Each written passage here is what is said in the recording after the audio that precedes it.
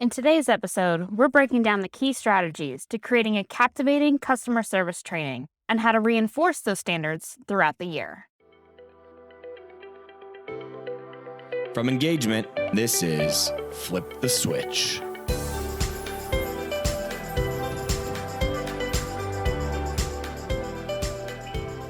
All right, so take number 2. We started the first take, and I was like, good morning, and I dropped the wrong day of the week. So that's where we are. That's where we are this morning. Katie, what's happening?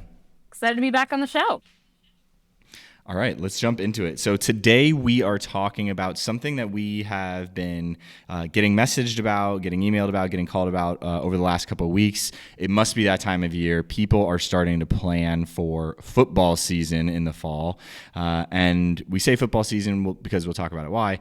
But we're really getting calls about customer service training right now, preseason customer service training specifically. So Katie and I are going to unpack all of our hot takes on customer service training, especially when you're doing it before a season, whether that's a football season or a basketball season or a baseball season. We're going to answer all the questions that people ask us, all the hot topics that we hear. We're going to go into all those. That was a long-winded intro. Katie, what's your take? It was a long-winded intro, but it's important. And we know that people are finally getting out of the rush of spring events and starting to plan. So these are the times that you and I enjoy. We enjoy the planning and the strategizing. So want to be able to help people set a new standard for their service training that they're going to implement this year. God, that was so much more eloquent than my version. All right, let's get into it. Something that we always get hit up about is in-person versus digital trainings. Let's go through some of the pros and cons of each and our takes, where we stand. And if you're going to get ready to launch a season, do you go in-person? Do you go virtual? What's your take? I think the best way to start a year is an in-person training. I think there's a rally of the troops. There's the bring everybody together. There's the kickstart, a rallying campaign to get everybody back together, reunite the group, kind of set the stage. I think the best way to do that is an in-person format. But I think doing that it has to be done in the right format. So, we were kind of talking about this mindset shift the other day of I have to versus I get to. And if you go into the mindset of thinking I have to run training, somebody is going to be in the mindset of I have to go to training. Versus if you go in it with I get to deliver training that can be fun and exciting and re-energize the people that are going to serve our fans, then I think, someone is going to think I get to go to training. I get to reunite with the people that I serve our fans with. I get to go. I'm getting ready to see all the people that are in my section. Like, I get to be a part of something that I've been looking forward to.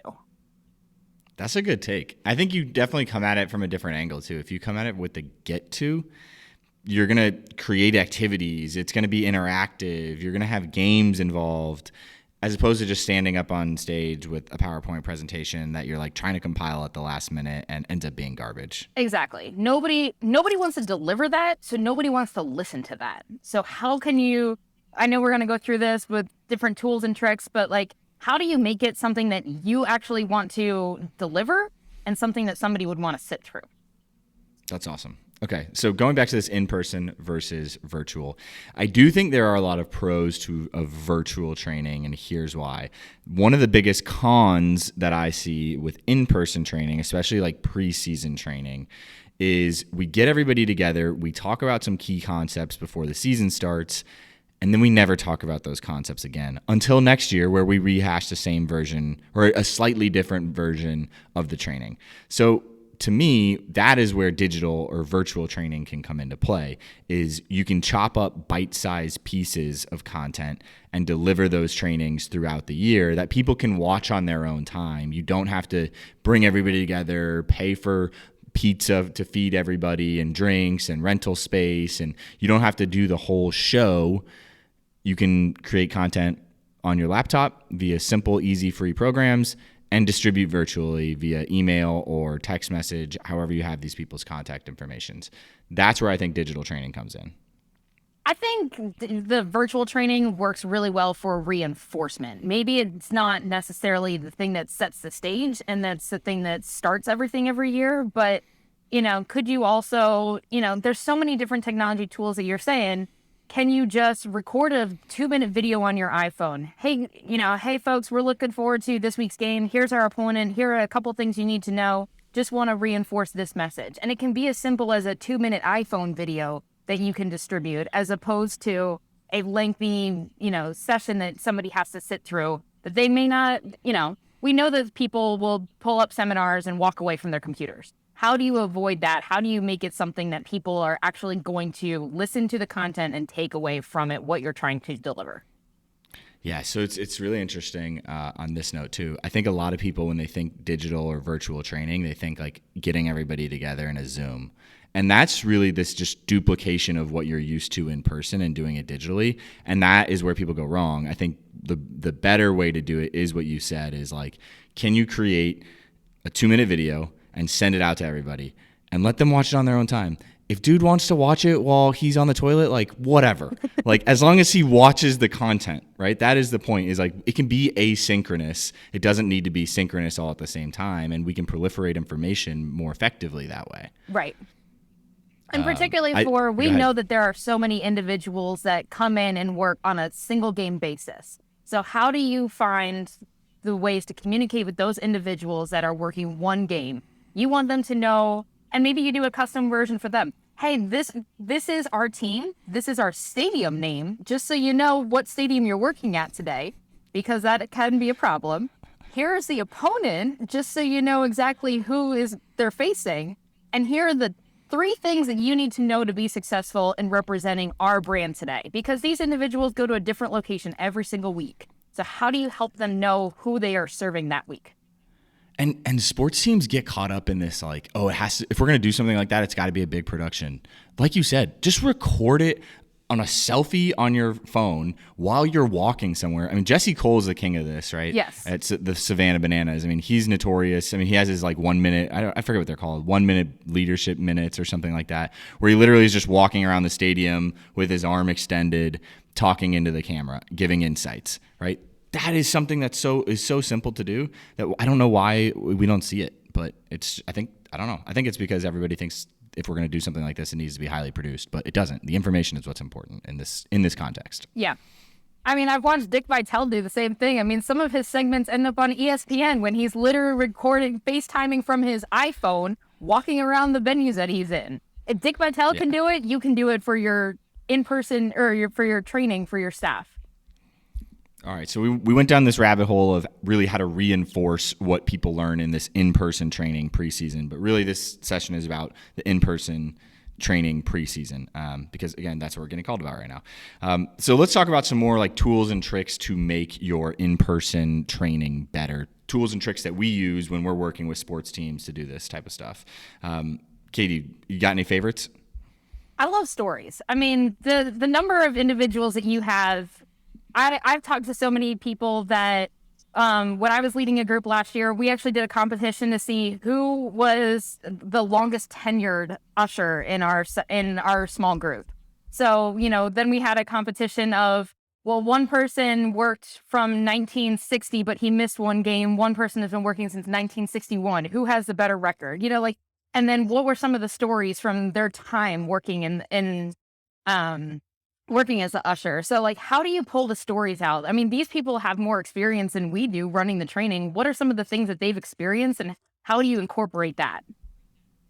That's huge. Yeah, I think one way that, even thinking about the way we present when we're doing these trainings, it's, yes, start with an insight, but really let's put it into context with a story or an illustration, right? Of what is that insight? So if we're talking about a specific customer service principle, or if we're talking about de-escalating, a tactic to de-escalate conflict with a fan, right? Something super specific. Great. We talked about that insight about what to do. Now let's give it some real life and show an illustration or a story where that tactic was used, because people will remember the story much better than they will just a dry, static insight. And so that's how we always present. And I find that's really effective whenever we do trainings. And last year we actually did, with one school, we actually did some role playing. We did some negative ways of handling situations and had people enact, the poor ways of communicating, but then we did the positive reinforcement. So showing both ways too, getting people involved in skits and acting out stories is a fun way to do it as well. I remember we did one. So skits and role playing is great. It's just great but it's really good if you have small groups. It's hard to do when you're doing big groups, and we'll get into this difference. Do you do big groups or small groups? What's more effective? If you do have a bunch of small groups, you can do skits, and they can be so funny. But people remember that, right? And that's ultimately, at the end of the day, that's what we want people to do with these trainings. Remember the content that we're teaching you. And so if you can infuse entertainment into it, like when I was with Disney Institute, we would always call it edutainment.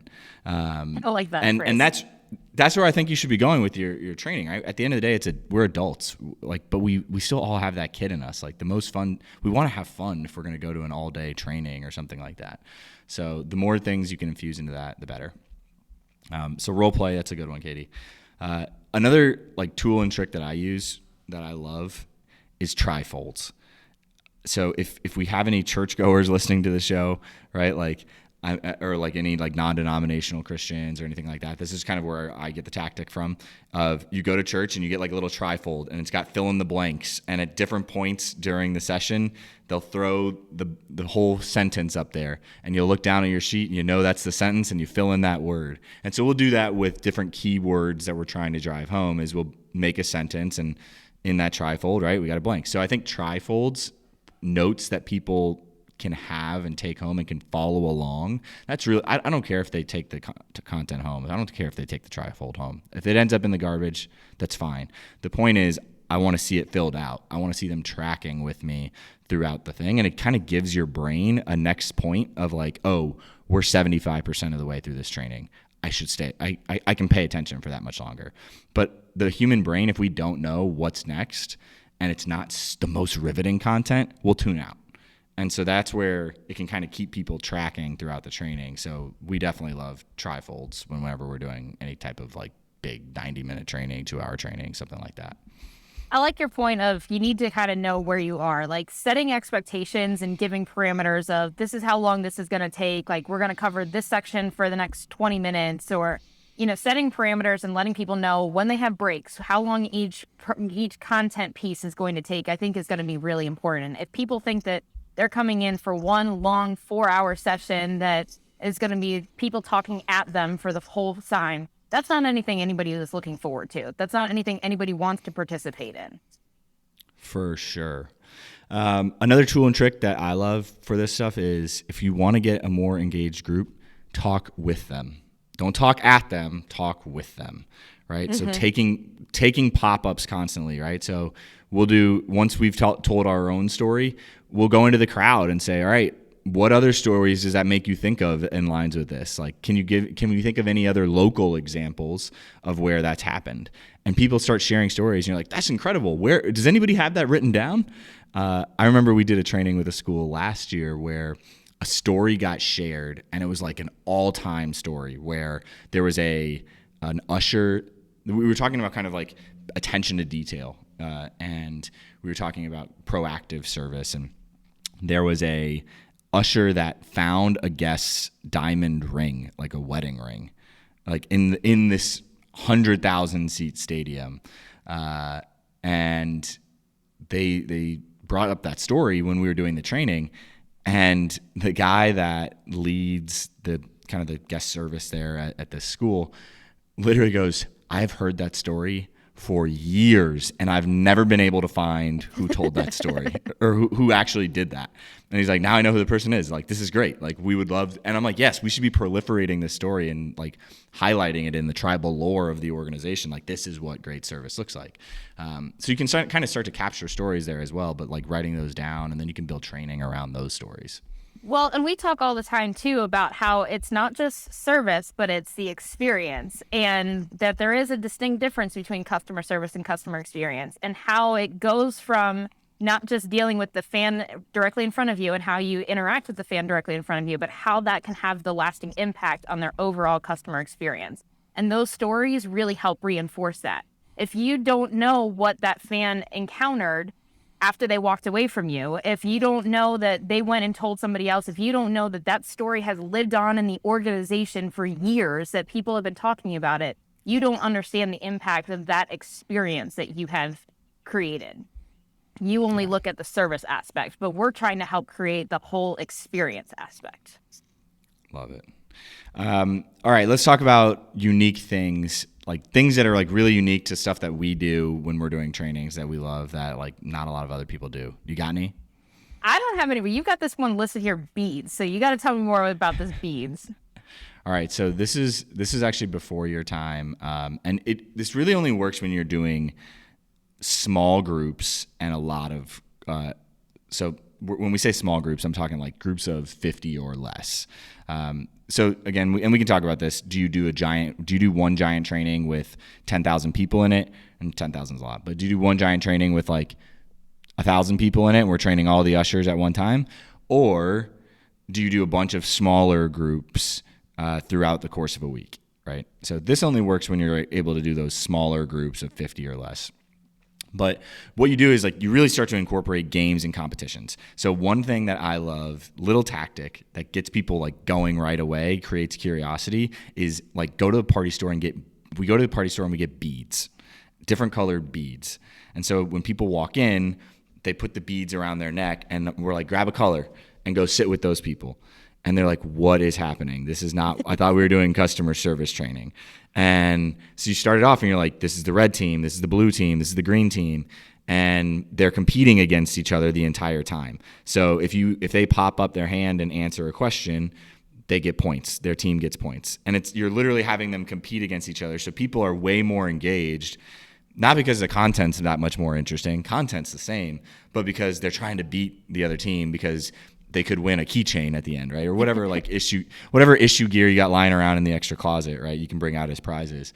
And the training just becomes so much more engaging because that's, again, as adults, like we like that type of competition, that type of engaging nature to it. So there's little things like that you can incorporate to really make your trainings a lot more engaging. And if they're more engaging, people are going to remember the content better. And at the end of the day, that's the goal. Well, it might introduce them to new people too. I mean, how often you go into these things and you sit next to the same people that you've always sat next to?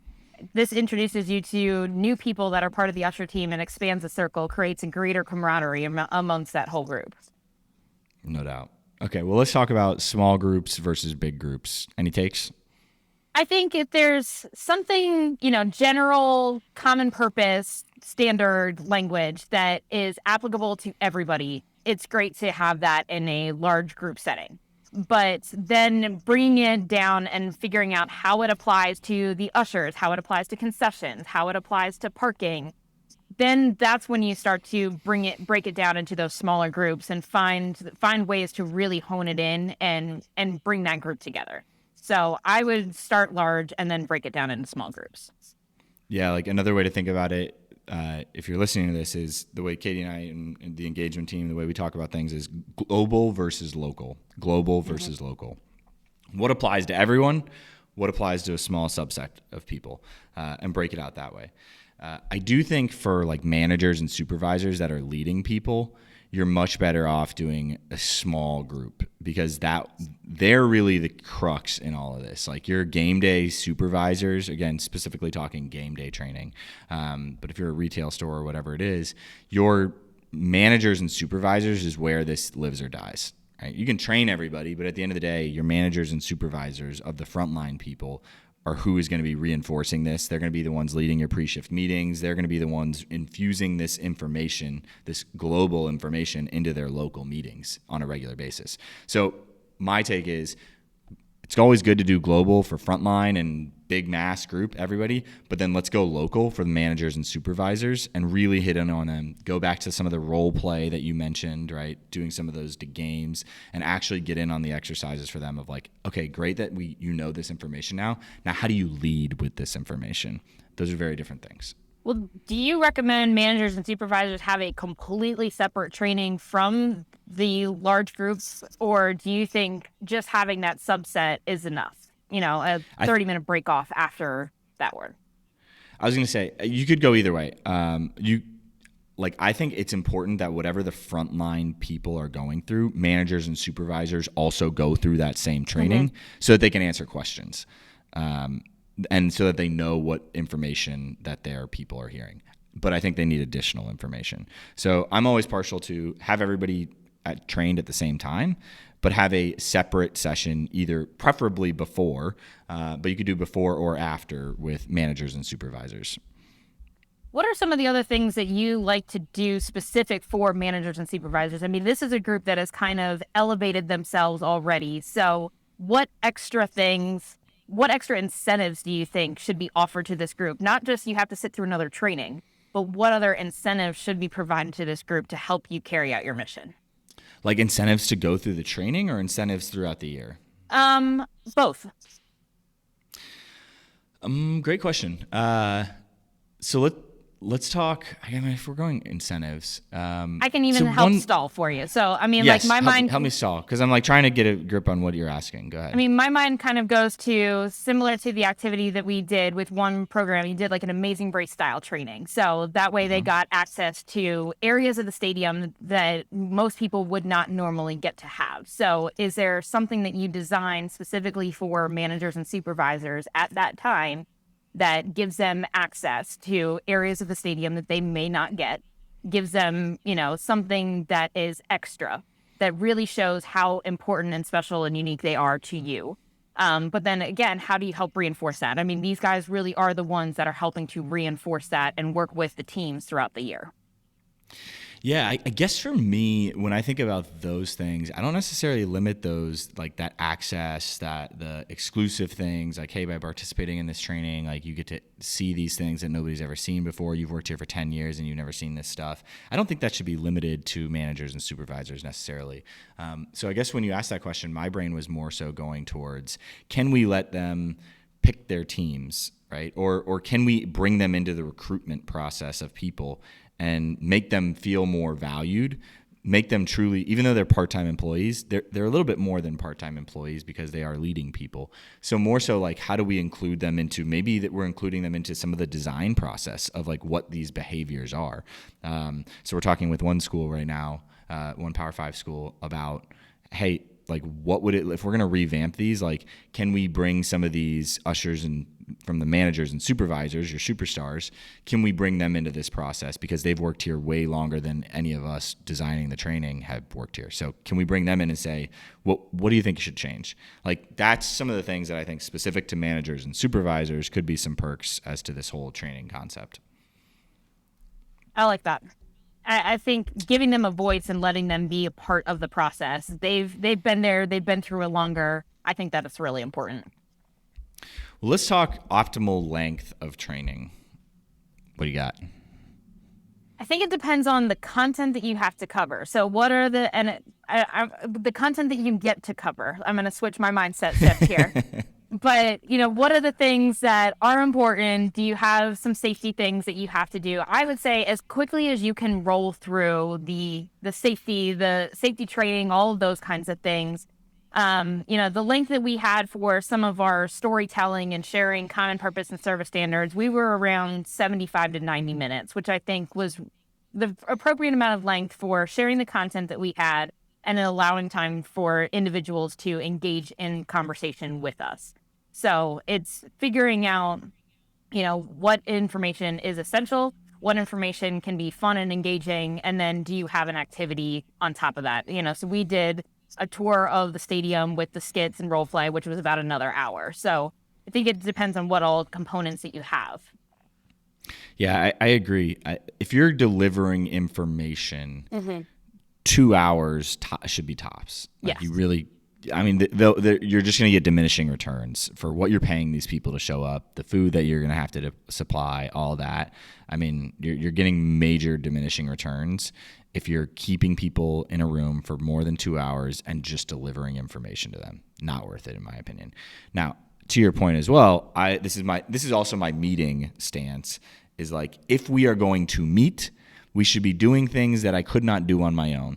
Meaning, if you are standing up on stage delivering a message about emergency evacuation information, do that via email, right? Mm-hmm. If you're going to go walk through the path that you would do an emergency evacuation, we could do that in a session, right? Because that's something that can't be done during email. Right.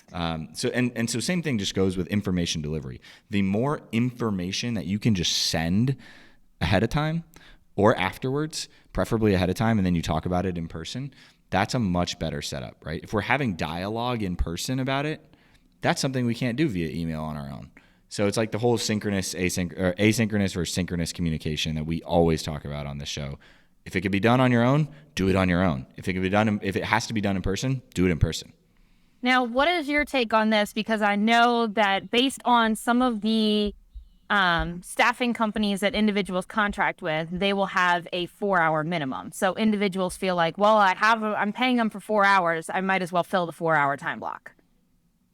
Then do it with the fun stuff that you talked about earlier, right? Like if we're going to do 2 hours of information, then let's do 2 hours of like actual activities where we're walking around the stadium, we're touring, we're going through different things. We're doing a trivia game throughout, or like you said, like we did an Amazing Race that one time. Like that was awesome. People learned where things were. And even though I'm an usher that's only going to be stationed in section B, I now know where all the different clubs are, and I can tell you the great things about the clubs because I went and I toured them. And so it's more that bonus information. Don't just cram them with information, right? Like they're not going to remember it anyway. So like who cares about it, right? Agreed. Nobody wants to sit through 4 hours of being talked to. However you can make it more engaging. I would be asleep if I was listening to something for 4 hours.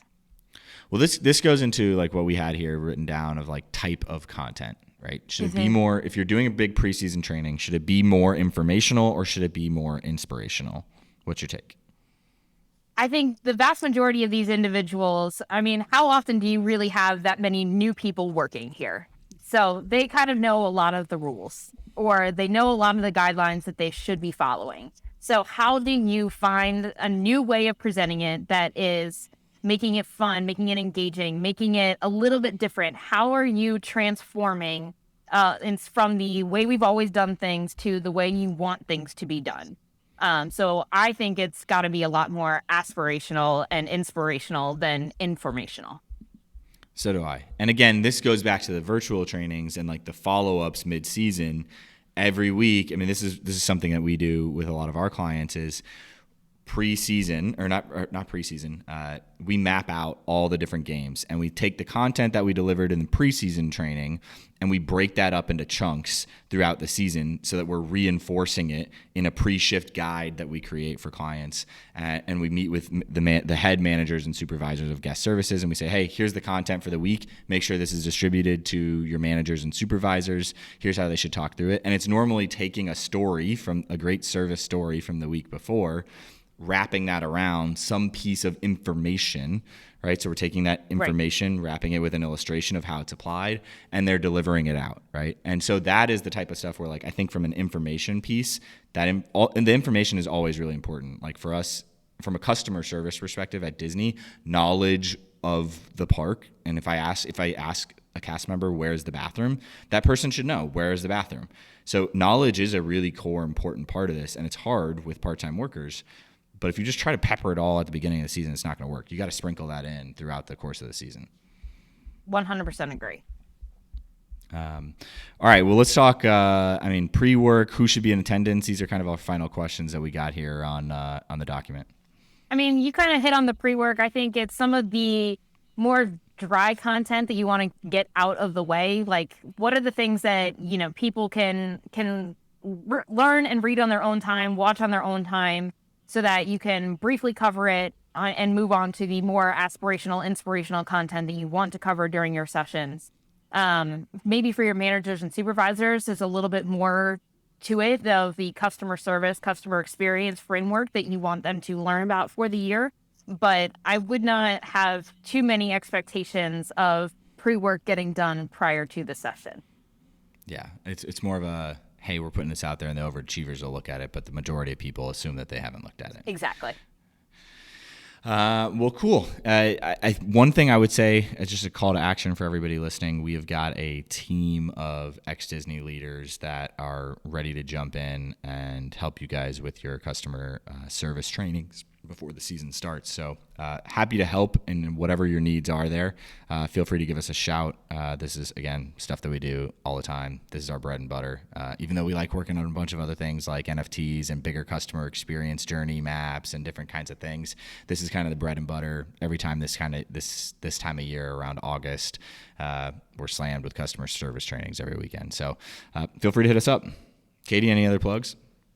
I think that's it. I mean, you have fun with it. Nobody wants to sit through a session. Like we said, change your mindset from I have to I get to, and have more fun. And then your team will have more fun and be a better representation of your brand. It's a great way to close this out. Everybody listening, thanks so much. Until next week. Hey, everyone. Before you head out, just wanted to say thanks so much for listening to the show. If this episode has inspired you to transform your training, we've put together an event staff service training toolkit, chock full of the components to include in your training, event checklists, and email templates to help get you started. Click on the link in the show notes or visit our website at engagementpartners.com to jumpstart your planning.